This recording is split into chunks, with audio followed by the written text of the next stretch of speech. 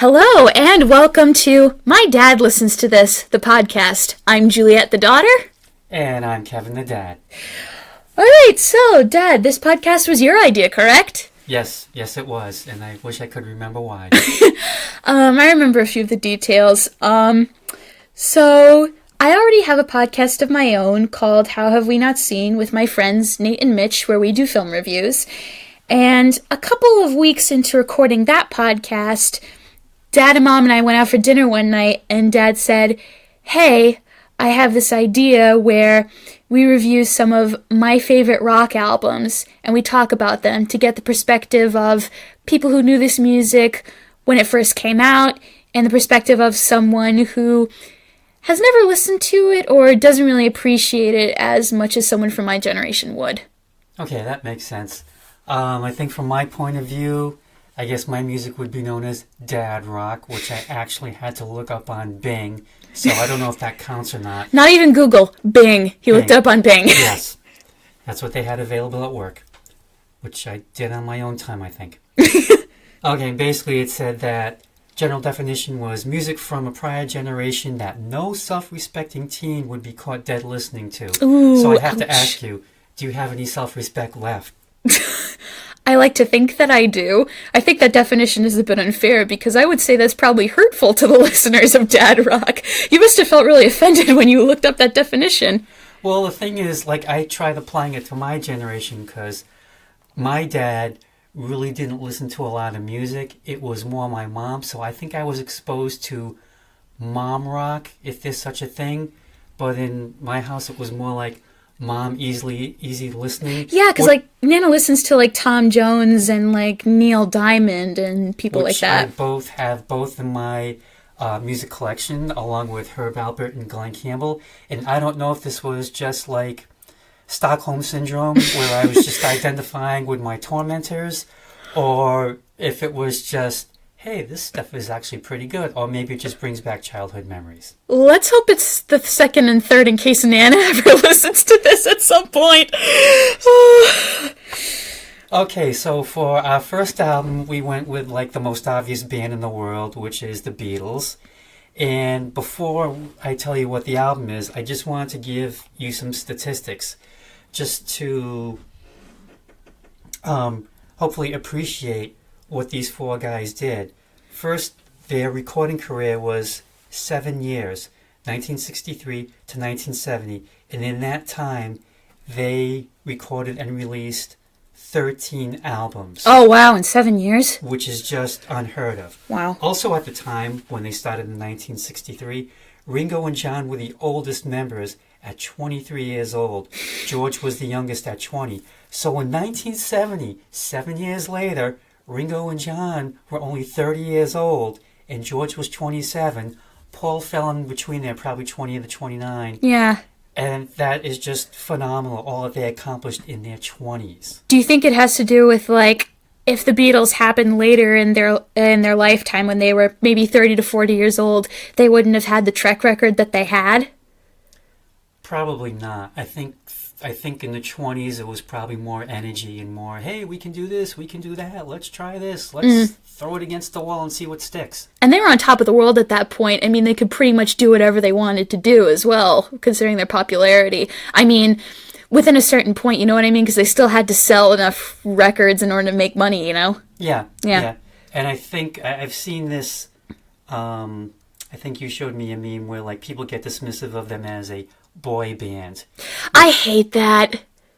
Which I think is ridiculous because they wrote everything, they played everything, and they just changed, how music is made, written. Like in the book Paperback Writer, we're going to change the face of music forever. Yes. All right, you want to tell them what the album is? Okay, the album, which to me I think is their greatest album, and it's not Sgt. Pepper, which I know is heresy, but it's Revolver. All right, so I'll give my opinion on this first. It's a good album. I mean, it's the Beatles, so I wasn't going to say it was absolute garbage. I borrow this phrase from you. With this album, there's no real turd in the punch bowl, I feel. There's not one song that completely wrecks the whole thing or ruins the experience for you. But I will say, because we're going to get to the songs in a bit, we're going to go down the whole track. There were a few that confused me and one that kind of freaked me out. But I feel like this is why I like this was because it's a good sweet spot for me because I'm similar to Mom in that I like the Beatles' older stuff before they hit Sgt. Pepper. So with this album, I don't know if you feel this, but it's like there's a hint of change in the air, but not so much to the point where they've totally rebranded themselves yet. Well, I think they were on the verge of it because if you read the book Beatles 66, you get a really good idea of what they were going on before they recorded that album. And basically, I think the biggest thing was the touring just got to them. They were at one point where they were, I don't know if it might have been Candlestick Park, which I think was their last concert. They were escorted out in basically an armored car. It was like a butcher van or something like that. Something like that. They get in there, there's no seats, there's nothing. They're just getting tossed around. And I think it was George who just said, you know what, cannot do this anymore. I've had it. Yeah. And the others realized, we really don't have to do this anymore. And with Revolver, more so than Rubber Soul, they made the studio the fifth Beatle. Yeah, I would agree. Like, there's been so much speculation as to who the fifth Beatle is. I mean, Paul McCartney made a statement later on saying it was Brian Epstein, but I would disagree. I think it was George Martin because he was the only one who was allowed in the recording studio, not Brian, and he was responsible for making sure that the sound quality on the album was pretty darn good. Plus, I think he also had a ton of patience for the guys saying, hey, can we try this? Can we do this? And he would have to figure out how to do this, along with the engineers. But yeah, I really think that they realized, hey, since we're not hitting the road, we can just branch out and let's see what the studio can do. So that touches upon 2 points I want to talk about. The first one, I remember when we rented the documentary 8 Days a Week, they were talking about how sick they were of touring because it felt like people were coming to see the Beatles and not to hear the music. And I remember Paul talked about how when they were recording Revolver, he said he could see when Brian Epstein and George Martin realized this isn't exactly concert material. And on one hand, I can hear that because, they want to go back in the studio and make the music that they wanted to make. But I was listening to most of it, and I think the ones that would be hardest to perform are Eleanor Rigby and Tomorrow Never Knows. But other than that, would the rest of the album really have been that difficult to perform live back then? Today it would probably be easier, what with computers and everything, but how hard would this album have been to perform? I don't know. I mean, I'm looking at Here, There, and Everywhere. Which is a really quiet song, and I think that would be hard to produce live just because people would be screaming their heads off and it'd be really hard to hear something like that. But I think maybe it was just like the little sound effects here and there in the songs would probably be hard to reproduce. I mean, nowadays when Paul goes on tour, I mean, I'm sure he's done some of these songs because he can now, because he knows people will actually listen. Yeah. And one other thing I want to talk about was I want to get your reaction on this. It's like, compare this album to the White Album. Because I remember, I think it was you telling me this in a magazine, that it's like, you can definitely tell that the Beatles are getting pretty close to breaking up. Because it sounds like that they wrote all these songs by themselves in separate spaces, and then they just happened to slap them together onto one album. Like, it didn't feel cohesive. But with Revolver, every song is different, but it still feels like, oh yeah, this is still a Beatles album. Because at this time, they were nowhere near close to breaking up, and they were still comfortable being identified as one single band. Yeah, they were definitely more of a unit in Revolver than the White Album. I know when George brought his songs to John and Paul, he did get a lot of encouragement. And really? He said that if he hadn't, he wasn't sure if he would actually be able to continue as a songwriter. But they really liked what he was doing. That's interesting because, I feel like, I don't know how true this is, but I've heard people say that, they weren't trying to suppress him, but it was like they weren't giving him enough room to grow to become the songwriter that he would be. I've heard rumors that, like, John, not so much John, but maybe Paul, was holding George back on purpose. Like, they were like, yeah, you go write your little songs, but we're the ones making the money here, so you can just sit in the corner. That bastard. Well, I think the other thing about Revolver, from a George point of view, is he's got 3 songs on it, which doesn't seem like much, but when you're competing against Lennon and McCartney, that's a pretty good haul. Yeah. Plus, this is the first and possibly only Beatles album where a George track kicks it off. Yeah, that's a good point. I didn't even think about that. One other thing I want to touch upon before we get into the album song by song. There was an interview I watched a couple years ago with George Harrison and Ringo Starr on British TV. And this was right around when George's Cloud 9 was coming out. And the interviewer basically asked, can you pick out a Ringo fan from a George fan? And this is what Ringo said. He goes, I had the mothers and the children, always have. George had the mystics. John had the intellectual college types. And Paul had the teenies. And I feel like that statement is very applicable to this album. Because, Yellow Submarine is like, Ringo sings it, and it's very much like a family-friendly song. George's songs are mystic. John's songs are very deep. And Paul's songs are kind of either all swoony in love, or very moody, or very bitter, like a teenager. Ringo, he knew what he was talking about. Alright, let's delve into the album, and I want to delve into it with the cover first. So the cover was designed by the Beatles' friend Klaus Voormann from their days when they were in Germany. And I want to ask you this, do you think the cover is foreshadowing the cover of Sgt. Pepper, with all that's going on it? No, I don't think so. I think, the story behind Sgt. Pepper is that the people on the album cover are people that they wanted to hang with. Yeah, are people they looked up to. Whereas on the cover for Revolver, it's basically the Beatles in different phases through their career up until that point. Okay. And also, why is George the only one with real eyes and lips? All the other eyes and lips are drawn in, but his look like they were taken from a photograph and pasted on there. I don't know. I think if you kind of look close at Paul's eye and maybe Ringo's eyes, that those are just as real. Okay. But John's is the only one that was drawn in all the way. I guess that makes sense because he was also like a pretty good artist back then too. Yeah. I don't know. All right, let's go song by song. Oh, before we do that though, I want to go to the back cover. Okay. This was taken inside the studio. And what do you notice about all 4 of them? They're all wearing sunglasses. They're all wearing sunglasses. The old sunglasses in the studio because... Oh, they were high.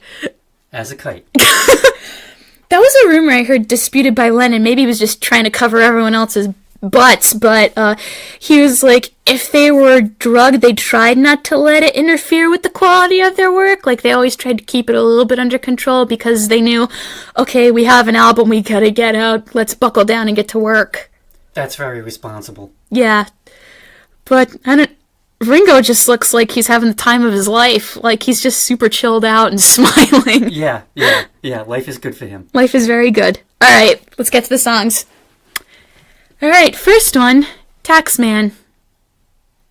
I mean, just from the start, the opener really hooks you in with George doing the 1, 2, 3, 4, Copyright. 1, 2, copyright.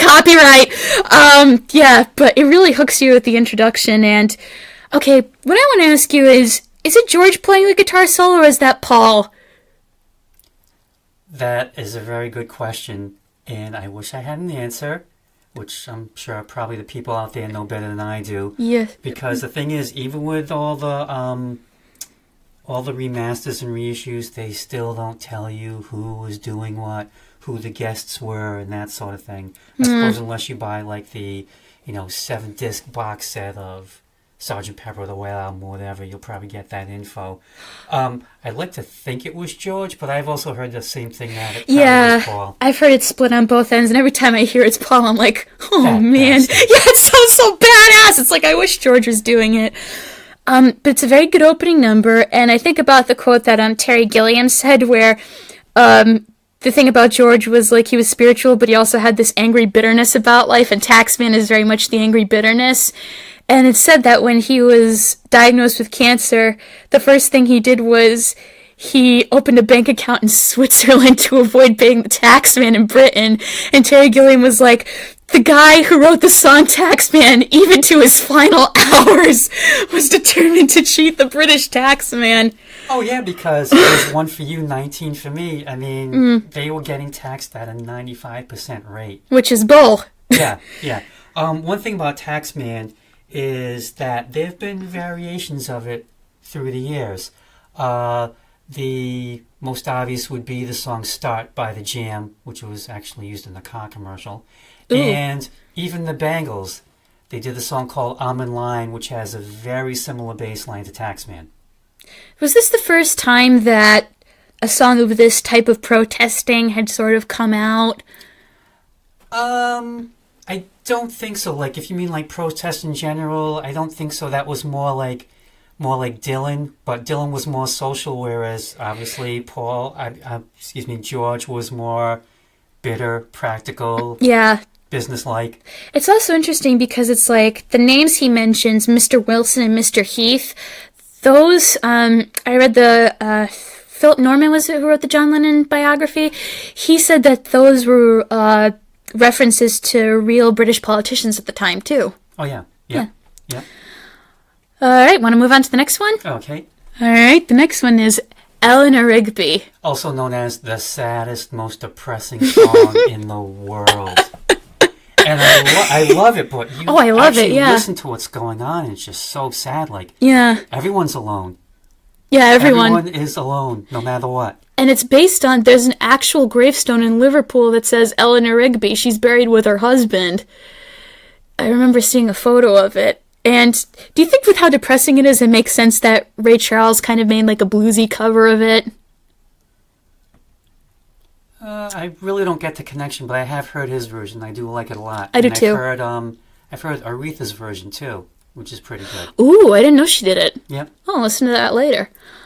I think also with Eleanor Rigby, like I know that before George Martin produced the Beatles, like Parlophone was a comedy label, but I also know he had some background in classical music, and I think he really knows when to let the string instruments shine in this song. Oh yeah, because it's a string quartet. None of the Beatles play on it, and nobody know who those studio musicians are, huh? No, not as far as I know. There you go. I'm sure someone out there probably does, but it's not us. Maybe there were people from the BBC or something that they got. I don't know. Could be, but then then again, Eleanor Rigby. I mean, it's just so unexpected. I mean, it's no guitar, no bass, obviously no drums, just a string quartet. And, thanks to George Martin, I mean, it sounds like very, very classical.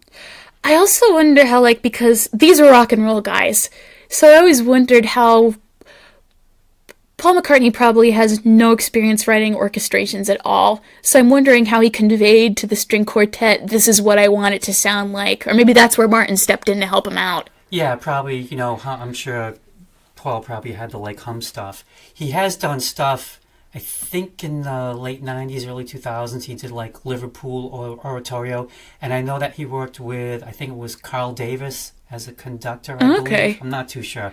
But I think he would actually, have to, hum the parts and work with the conductor to say, this is what I want it to sound like, this is what I want the instruments to do.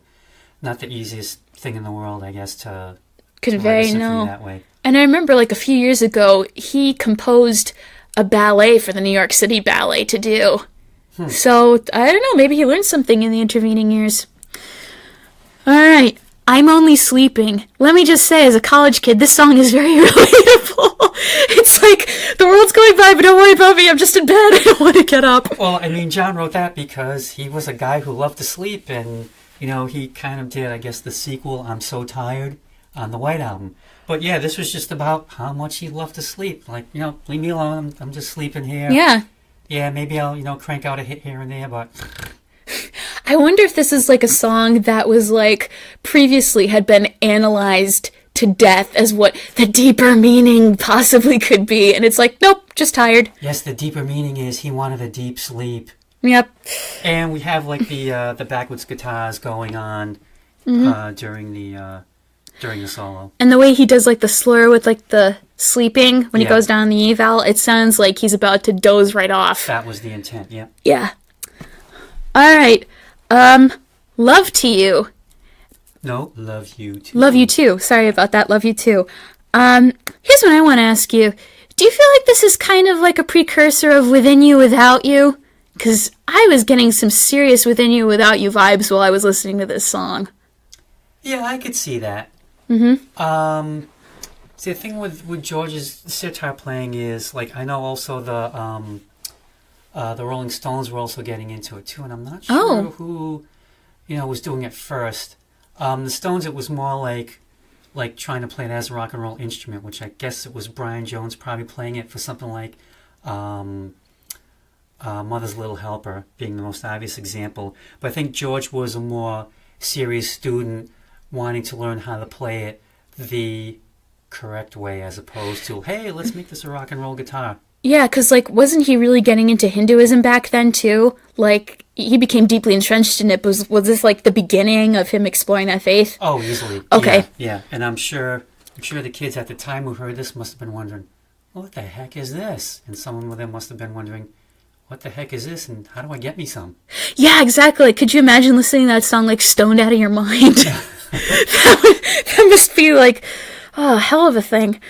But I like how, like, when you hear the beginning, it's just a slow sitar playing, and then the drums kick in and it snaps into the song. It kind of reminds me of, like, is it Cross-Eyed and Painless by Talking Heads, where it's like, whenever they perform that song live, they do the slow guitar intro, and then it just kicks in and goes balls to the wall.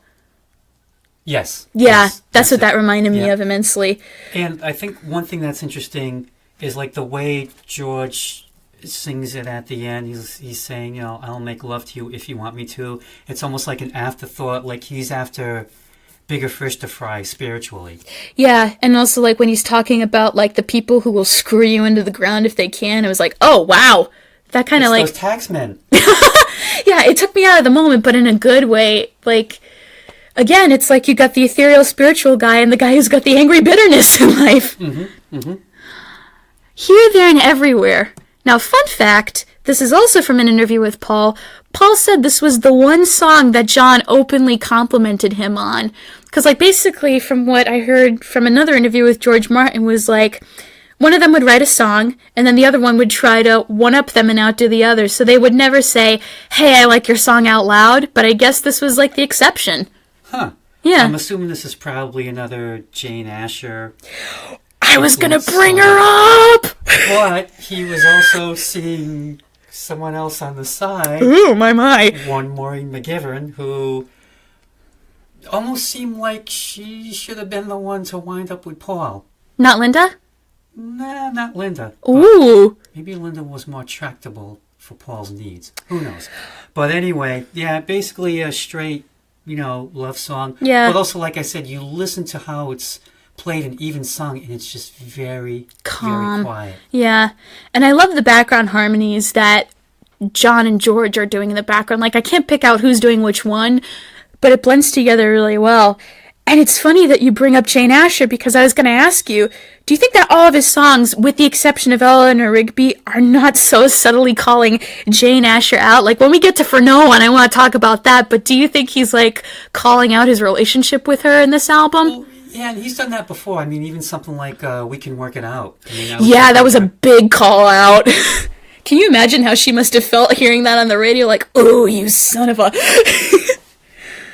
I feel like I get the song, but I don't at the same time. Like, I think I can get what he's talking about, but there's something mysterious about it. I've never picked up on that. To me, it's just always been, I love you, and I want to be with you all the time. I get that part, yeah.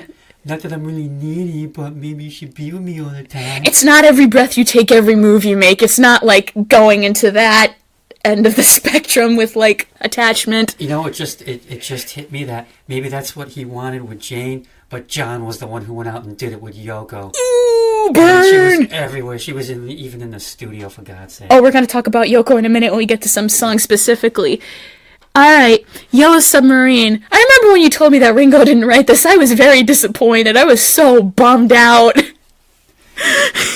Well, eventually, what was it? The White Album he started writing. Yeah. He didn't write it, but he was the perfect person to sing it. Because like he said, he was the one who got the kids and the old ladies. The kids and the mothers. The kids and the mothers, okay. And I mean, there were people who were coming out saying, this is a drug song, this is a drug song. And John came out and said, no, this is a kid's song. This is, just about riding around in the submarine. Do you think they were writing kids' songs at the time? Because I know that John had kids. Do you think maybe just one, unless it was just Julian, one that we didn't know about. Ooh, conspiracy. I don't know. Why do you think they would choose to write a song specifically for kids at this point? To prove that they could. Okay. I guess. But, I think maybe a point with Julian. Yeah, that's a good point, because on Sgt. Pepper, John wrote Lucy in the Sky with Diamonds, which he swears was based on a drawing that Julian did. Cynthia confirms that, too, in some of her books. Okay. So, yeah, I mean, that's a good possibility. And it's also one of the greatest animated movies ever made. Oh, God. Yeah, we're going to review that on the film podcast soon enough. I'm excited to show that. And I love how when, in the Philip Norman book, again, they're talking about the amount of people they had in the studio to record the background noise of the party on the submarine. Apparently, everyone said they had a really good time recording this song. And, John also, when he's doing the British sea captain in the background, too. Oh, yeah, that's him right off. Do you think he could have been, not a voice actor, but do you think he would have been interesting in animated movies, considering all the voices he could do? Oh, easily. Yeah. Alright, so... She said, I think this is the Yoko song. No, this was actually, John picked this up from a party he was at with Peter Fonda, who allegedly was tripping out, I guess, on LSD. And he was going on about something like, she said, I know what it's like to be dead. And John thought, oh, that's interesting. Could probably do something with that. Okay, because I had no idea what the hell this song was about. I was sitting there listening to the lyrics, really, really hard, and I was like, I have no clue what this is about. I couldn't tell you if I tried. Yep, so basically that's what that's about. And I just like the way the guitars are in this song. Very, for the Beatles anyway, very hard rocking.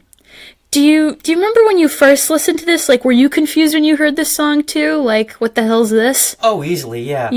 Okay. I mean, with the Beatles, and I suppose with other artists, if you want to know what a song's about, you got to do your homework. And back then, you didn't have the interwebs. I had to ask other people, or get books from the library.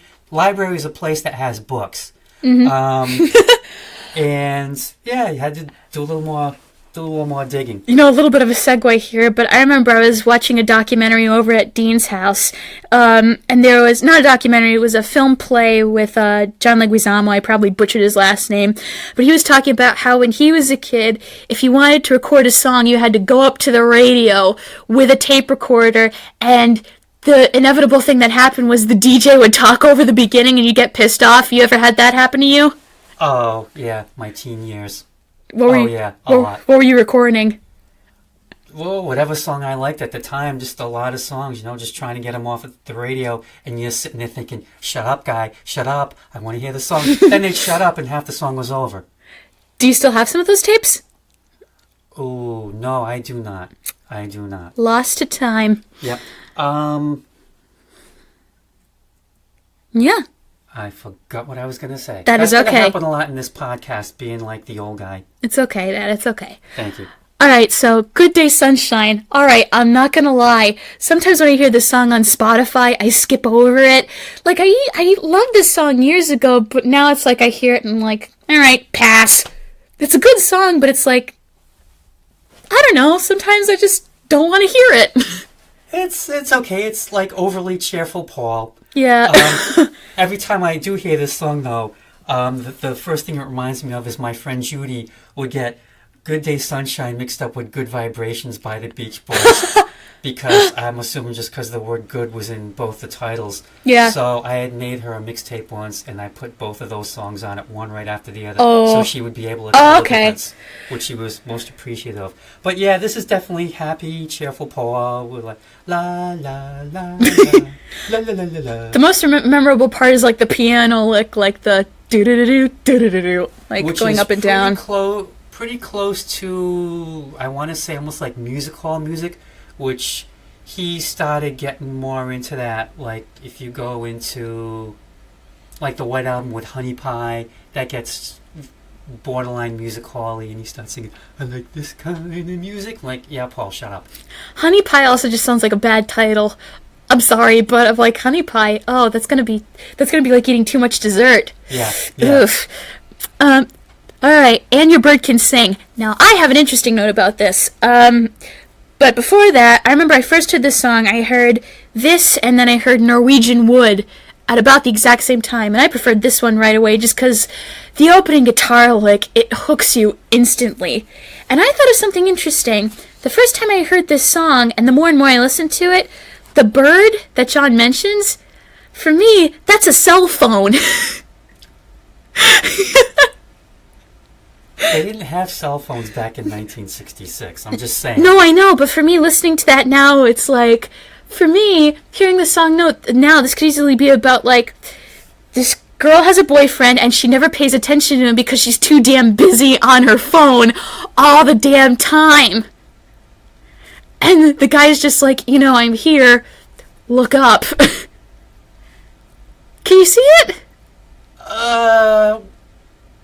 Oh, not really, but I can respect that point of view. The thing I've always gotten from it is, and it took me a long time to even come to this point, is that he's talking to someone who's just, yeah, you've got everything that you've ever wanted, and, you've got this bird that can sing, big deal, but you don't get me. I'm not going to be part of your collection or part of your life. Yeah, that's why I thought of, like, the cell phone thing. It's like, oh, your phone can do all these, like, things. It can check your news, you can go on social media, and it's like, but it's just the thing, I'm right here.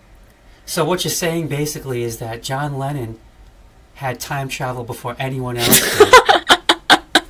Well, did you see that sketch on Family Guy where Ringo can predict the future? No. Oh, so I'll play it for you later, but the gist of it is like, they're in the studio recording, and Ringo says, we gotta make this sound good for the CD. And they're like, Ringo, what the hell is a CD? And he's like, oh, it's a compact disc. How do you know it? 'Cause I'm from the future, and I know which two of us die. And then they go, okay, tell us who. And then John goes, but first, I'm going to move to New York and have a minimal security detail. And George goes, yeah, and I'm going to go quickly smoke 2 packs of cigarettes. Oh, Ringo wins again. Yeah. I've always had this theory that he will be the last Beatles standing. Oh, I totally believe that. Oh, no. You know who will? Yoko? Pete Best. Oh! Oh! When Ringo got knighted, I kid you not, there were people in the YouTube comments who were saying it should have been Pete Best and not you bastard! Wow! People are still mad about it, even now! They still haven't gotten over that. No, not the Liverpudlians anyway. Well, again, I think it was Ringo was more tractable, willing to go along with whatever they wanted to do, and Pete, good, decent drummer, but he was still in the early, I guess, leather phase that they had, the motorcycle jackets and whatever, and I don't think he would have been able to make that jump to, okay, we're all going to wear suits and ties now, guys. Yeah. Okay, before we talk about the next song, I need you to explain this to me, because I don't get it. It's like, whenever I listen to Beatles with my headphones on, if I take one earpiece off, half of the music goes away and I can only hear one half in my ear, which makes me want to ask you, what's the difference between stereo and mono? Because my generation never had to grow up with that. Basically, mono is you're getting the same sound out of both speakers. It's almost like the music's in the center between both the speakers. Where stereo, you can put some stuff in one, you can put some stuff in the other. Okay. Or you can just have stereo is supposed to give you like a fuller sound since you have two ears. Mono was more for radios. When radios came out, it was just one speaker. Mm-hmm. And even when, there was stereo technology, it was mono. I mean, the Beatles originally recorded these albums in mono, turned them over to George Martin and said, okay, stereo them up any way you wanted. They really didn't do a true stereo album until Abbey Road. Okay, so that would make sense as to why I can only hear half of it, if I was to take an earphone off. Yeah. Okay. Well, either that or maybe George Martin was also trying to promote the sale of stereo equipment. I could get that in a way. I mean, he's... But I mean, it does make it interesting on the headphones that, you've got stuff bouncing back and forth, back and forth. Wait till you get to Pink Floyd, my friend. That'll be interesting. Oh, I'll mention Pink Floyd in a bit when we get to a certain song in particular. Alright, For No One. Alright, this is the song where I thought Paul was really calling out Jane Asher. Because, I think he could sense their relationship was going to crash and burn or something. Well, I don't know. If it is, then maybe he might be singing that song to himself. You want her, you need her, and yet you don't believe her when she says her love is dead. Yeah. She no longer needs you. And I've always thought of it as, guy, you need to acknowledge and move on type of thing. Yeah, the love is dead. The one thing that I've always liked, which makes the song even sadder, is the French horn solo. I love the French horn solo in this song. And the guy who played that, I believe his name was Alan Cavill or Alan Cavill. And he was with Neville Mariner and St. Martin's of the Fields. He was in the symphony. That mostly did Mozart stuff, but they called in the right guy. He did. He did a really good job. All right. Dr. Robert. Who the hell is Dr. Robert? I was wondering that the whole damn time I was listening to this song. Well, I think John, I can't remember if he's ever really come out and said who this is, but it's always been, yeah, you need some meds, this guy will, set you up. That's what I got. This isn't a real doctor. This is either a quack doctor or someone who goes by that name and sells you drugs. Well, I think it was a real doctor who just had access to some good drugs, like all good doctors do. Oh, wait, I have an idea who it might be. Did you ever hear the story about how John and George accidentally tried LSD for the first time? Oh, is this the dentist? The dentist who put it in their coffee. Oh, think that might be him? Okay, yeah, it's a good possibility. If anyone knows the name of the dentist, let us know in the comments so that we can confirm if this is a true theory or not. Yeah, but this album, I was like, this is a very druggy song. Oh, yeah, easily. All right, I want to tell you, what I think is unique about this song is, and I think it speaks to George and Ringo's friendship, is that he really lets Ringo's drums shine in this one. Oh, yeah. Because they have, this great sound on them. Oh, yeah. And, in some of the other songs, I mean, Ringo's drumming is still there, but it's either muted a little bit, or it kind of takes, the background. Oh, yeah, he's definitely soloing. He's definitely having at it with his kit. And I want to tell you, is one of my favorite George songs ever. Really? It's romantic without being mushy. It's like he wants to tell this girl how he feels, but, if I seem to be unkind, it's not me, it's just my mind. Maybe you'll understand. He's just, so tongue-tied, and it's like this inner dialogue going on. That kind of reminds me of I Can't Explain by The Who a little bit. The guy can't articulate very well what he's feeling.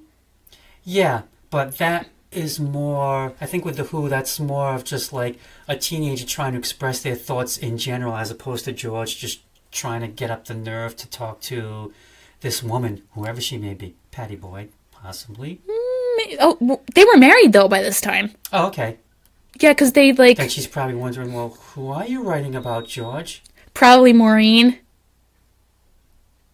Oh, you never knew that George had an affair with Ringo's first wife? Oh, I do now. Oh, you want to hear something juicy? So, apparently, there was this not really a confrontation, but kind of slipped out, where it was when George found out about Eric Clapton and Pattie Boyd. And George said to Ringo, I read this on Tumblr, George said, Ringo, I'm in love with your wife. And apparently there was this long silence. Ringo didn't say anything. He was just grinding his jaw for a little bit. And you know what he said? Better you than someone we don't know. What a guy. I tell you, what a guy. And Ringo did all right for himself, down the road, married Barbara Bach. They've been married for forever. Yep. And I can't believe they're still friends after that. Who, Maureen and Ringo? No, Ringo and George. Not now. Oh. My face just drooped. But yeah, that was kind of like the thing with like Eric Clapton and Patty Boyd. I'm still surprised that they were on speaking terms. I mean, I guess George got back to him by editing out the guitar parts from the album in Tokyo. But, oh man, maybe it was the Krishna in him. Alright, Got to Get You Into My Life. That's probably my favorite Paul song in the entire album. Because it's got enough rock and roll grit in this love song, and it's very passionate, and it's a good balance. It's not mushy, and it's not depressing at all. It's just a good song. It's his love song to marijuana. Oh. Yeah. Yep. How do you know this? Because he told me. No, I forgot where I read it, but he in one of these Beatles books at Barnes and Noble in the like bargain bin that had like every single song, and he said, yeah, this was just about how he just was in love with marijuana. Do you think okay, but that's really interesting because I'm pretty sure he threw in those lyrics like, you didn't run, you didn't hide, you knew I wanted just to hold you. I'm pretty sure he had to put those in there to throw people off the scent that this was a drug song. Either that or he was, stoned when he wrote it. Who knows? Maybe this joint was like person-sized. Can you imagine, like, smoking that in one evening? Oh, my God. I know they had energy when they were 20, but I don't think that much. And the other thing I like about Got to Get You Into My Life is it's their Motown Tamla tribute. What's that? Motown Records? Yeah. Yeah, kind of like a similar beat. In England, it was, they referred to it as Tamla, which was one of the Motown subsidiary labels. Oh, okay. But yeah, the beat and the horns and all that. Yeah. Okay, now, I remember before we go into the final song, you said that Paul can rock when he wants to. That's why he's not your favorite Beatle and it's John. So do you think there's a few instances of him not rocking out? I feel like Got to Get You Into My Life is him rocking out because he wants to. Do you think there's some instances where he's holding back on this album? Like, Good Day Sunshine for me is one of those songs.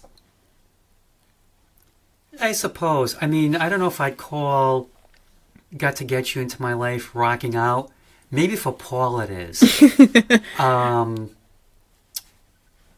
Because it's like, yeah, he can when he wants to. I mean, Helter Skelter on the White Album. That song's just batshit insane.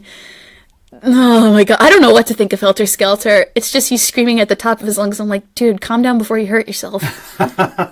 You know what's really sad, though? I don't think I'm going to appreciate Paul McCartney until he's dead. Because he's not my favorite Beatle. And then you'll be sorry. Yeah, and then I'll be sorry. That's a sad thing because, like, he never was my favorite. Even just listening to it, it's like, I always liked Ringo, and then George became my favorite. But Paul was never up there, and right now he's dead last. I mean, I have nothing against the guy, but it's just like, I don't hate him, but, Yeah. I don't know. Alright, Tomorrow Never Knows. This is the song that creeped me out when I heard the first 30 seconds. Like, I was sitting there with my headphones on and was like, oh my God. Like, do you remember when we got the new speakers and Mom was creeped out by Dark Side of the Moon? That was me during this song. I was just like, oh, I want to stop it now.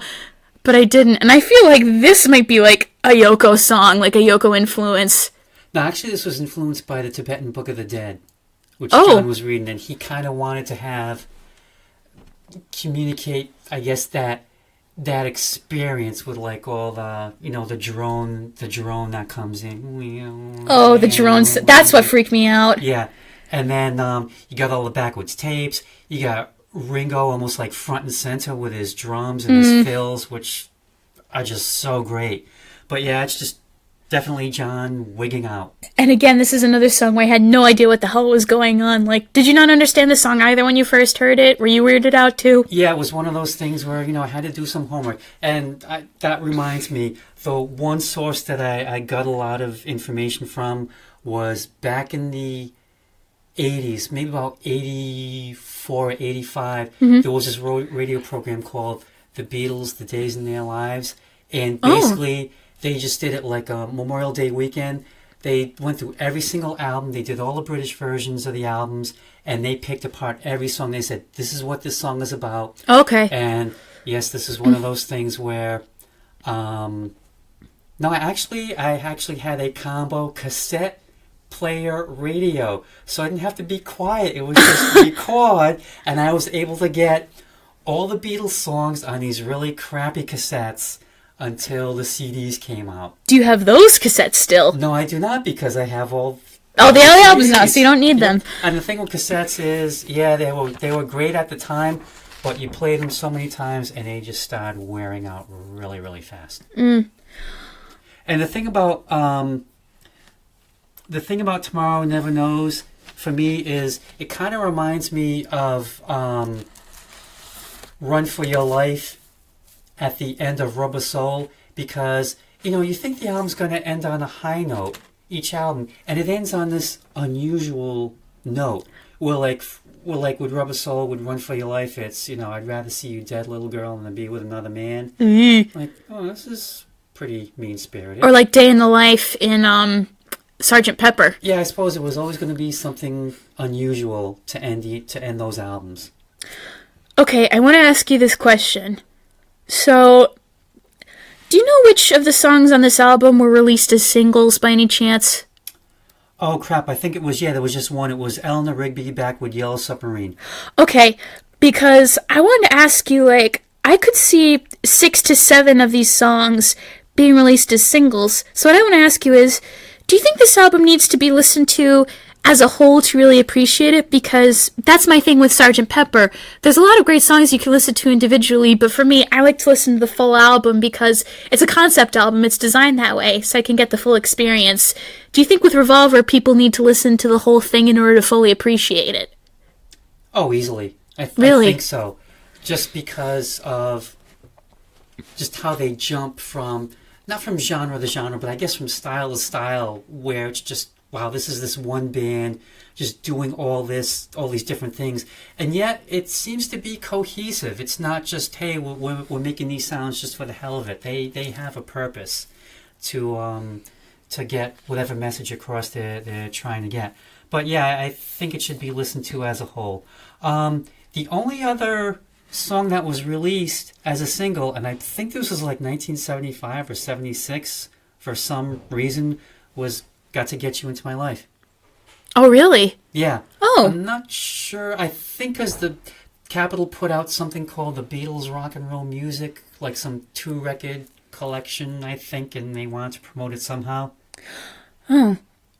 One other thing I want to ask, what was with, when Beatles albums were released in the United States, how come they had different names than when they were in England? Because Capitol was going for a money grab.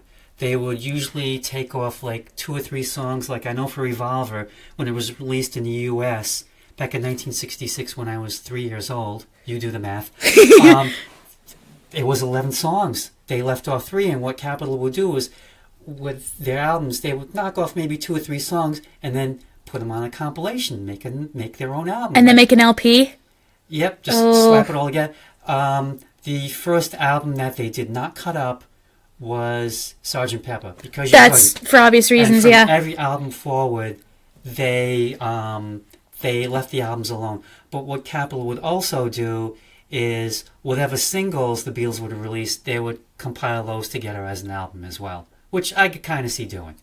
Okay, so that's interesting because, you feel like this album should be listened to as a whole, and yet with this one, they were still able to, cherry pick a couple of songs off of there. Well, that was the record company. They didn't care. It was just a cash grab. Money makes the world go round. And the taxman's gonna get you. All right. I feel like we've covered everything.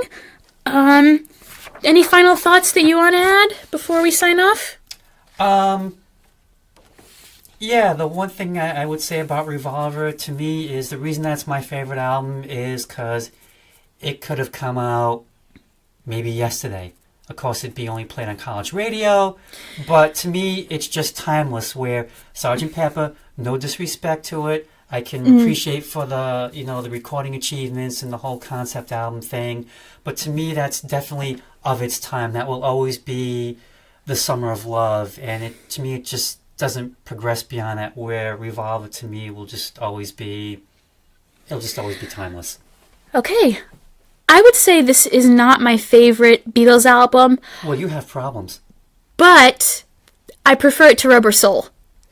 Because I know that people like to put those two side by side, and it was like, if someone asked me which one I'd rather listen to, I'd probably pick this one. So what is your favorite Beatles album, by the way? It's tough to say. I mean, I feel like, Hard Day's Night's probably my favorite Beatles album, I would say, because, Mom has the Beatles anthology from 1962 to 66, I think, and there's a lot they left off, but all those songs I just love really dearly.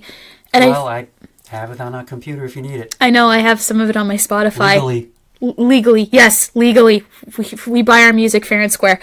I would say the best word to describe this album is precipice, because this was when the Beatles were just about to, Sgt. Pepper was coming up. And this was, the last little thing they did before they really kicked off into, not their other phase, but before they totally, Started going their own way? Started going their own way, yeah. Within the confines of the group. Yeah, so it's this was, the bomb about to go off before Sgt. Pepper, and, Revolver was, the last little spark before that whole thing exploded. And I would definitely say that I still feel there's a bit of foreshadowing of Sgt. Pepper here, but you can still hear bits and pieces of their old music, so it still feels very comfortable. I don't know whether I would listen to it as a whole, but I really liked listening to all of these songs and examining it for this podcast.